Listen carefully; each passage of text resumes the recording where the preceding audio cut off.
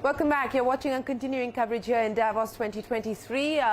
The edtech sector was in focus through the course of the pandemic. It is going through its own corrections in India. We've seen what's happened to companies like Byju's. But joining us now to talk about what the road ahead looks like is Jeff from Coursera. Jeff, many thanks for joining us. Always good to have you. And it's nice to be back. Let me start by asking you about where we are in terms of the correction that the edtech sector is seeing at this point in time.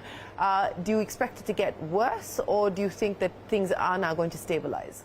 I think it's different. I mean, if you look at the edtech sector in China, I mean, that had a major change, structural change because of policy. I think K through 12 is experiencing different things in different parts of the world. What we're seeing at Coursera in adult education is interesting. It's sort of a moving into the hybrid world. So it was one thing during the pandemic when everybody had to learn online, whether you're in a campus or whether you're in a business. Of course, that really propelled the company forward. And now what we're seeing is a lot more embracing of hybrid learning and hybrid work. And so we're seeing, though, that skills are as important as ever. I think with AI, it's going to change even faster, and online is going to be important. I'll get to AI in just a second, but let's talk about hybrid work, because more and more companies at this point in time are asking people to come back, and specifically in the tech sector as well. So, are we overestimating this hybrid work assumption? I think it's interesting. What we do at Coursera is we have a policy that we call work from anywhere. We have offices, but we don't force people to come back. One of the things that allows us to do is hire people anywhere in the world. And in India, we went from about 50 people to over 300. Instead of 3 cities, it's now 26. So all over India, we have people working for Coursera. I was just in Kerala the other day, and we had an employee that I met up. We have 2 employees in Kerala. They both work remotely. And so I think it really, in order to really tap into the global talent pool, forcing people to come to an office limits your choices. It also has a much harder impact on women, especially women with children.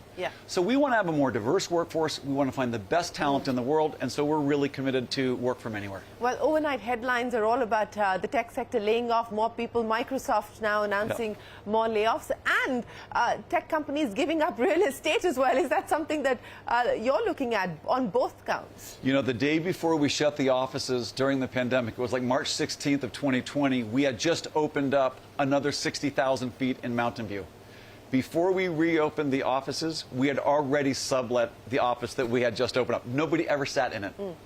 We still have offices, but the utilization of office space is much lower. What we're doing is we're taking the money that we saved from subletting that space, and we're using it to buy WeWorks passes for every single employee, so people can still get together, but on a more flexible basis. And for those employees where there's not WeWork, we'll give $1,000 a year to basically rent flexible space to meet their needs. Laying off? Sorry? Laying off? In terms of Coursera? Yes. Well, we've all had to make adjustments as the bigger companies have, but we kind of saw that more in 2022. We mostly stopped and really slowed down our hiring around June of 2022 because we saw macroeconomic conditions were looking a little bit tougher. Given the macroeconomic conditions are looking tougher, Jeff, what is that going to mean both in terms of revenue as well as the ability to be able to cut down losses from here on? Because that seems to be the focus everywhere, especially in India, where startups are being pushed to now deliver on a path to profitability. Yeah, I think that, as we have said before, pacing is kind of the key. Growth companies have to grow. And so what you always want to be thinking about is how do you position your business to be playing into very large opportunities where you have a distinctive advantage. You don't want to shortchange the investment when there's a big growth opportunity in front of you. That's why you step on the gas, and that's what we saw 2020, 2021, 2022. But when the growth slows down a bit, you want to pull back and pace. So I think that generally speaking, it still is important forever for growth companies to focus on growth, play into the big markets to their advantages, but pace your growth according to what you can really deliver with the money spent. So path to profitability is a bit more important, but ultimately is about cash reserves and burn rate. So we have $800 million. We're not worried about running out of cash. We're going to be moving towards profitability, but we're not going to take our eye off of growth. Not taking your eye off growth and moving towards profitability, but what is that going to mean when you talk about pacing yourself and pacing growth in terms of choices? What is that going to mean for Coursera specifically? Well, a lot of what it means is which types of products do you want to be building and investing in? Which types of markets do you really want to be putting sales and marketing resources against? What we have basically done is we've said, where have we seen the lowest leverage on spend? So per dollar spent, what is the revenue that we get or the bookings that we get? When we look across our products and regions, we found regions where certain products just weren't having the ROI. We said, you know what, maybe we'll come back to that when sort of the general macroeconomic conditions get a little bit better. But until then, we're going to double down on the things that are working. Well, the things that are working for Coursera are markets like India. That's for sure. So, how much more can we expect you to double down there? What's the expectation in terms of being able to continue to grow that market? Well, we typically pace our spending with both the opportunity and the realized growth rates. The opportunity in India is larger than anywhere else in the world. I mean, that's one of the themes in Davos that we've been hearing. The size of the population and the young population and the fact that there's so much English speaking, and with the new education policy, it is visionary, honestly, across all education policies. The idea that any university can integrate up to 40% of credits towards a college degree online, it's just really going to create so much capacity, which is one big thing. But the other one is, once you start moving online, you can start integrating other courses into the curriculum. It could be more advanced in terms of tech. It could be more cross-disciplinary, so you could have more well-rounded graduates. And with AI coming, AI comes in on these technology platforms. So the availability of AI to help improve the learning experience, not only just offer new content, but improve the learning experience, will be available to schools who embrace online learning. So in light of the new education policy, in terms of conversations that you're having, partnerships that you're inking in India, to be able to offer the kinds of courses that you spoke of, where do things stand? Well, we continue to see great traction among universities who are integrating especially career electives into their curriculum. And career electives are basically industry micro-credentials from IBM, from Google, from Meta, from Facebook, from Intuit. They're basically job training programs. But when a student goes to get their degree, they can get their degree in psychology and a Google certificate in UX design and graduate with 2 credentials, a degree credential and an industry credential. And that's really going to open up an awful lot of opportunities. And so we're seeing more and more universities in India, especially with the new University Grant Commission ruling on the 40% credits, where a lot of interest. And then even companies, we just penned a deal with Reliance where they're buying Coursera not only for all of their employees, but all the families of their employees, which is a huge investment of human... And a huge number. It's a big number. 200,000 employees and their families will have the ability to upskill. And that's the kind of investment that we see happening all across India, in universities and in some of the best companies, and I think really supported by the government. You brought up AI thrice since we started this conversation.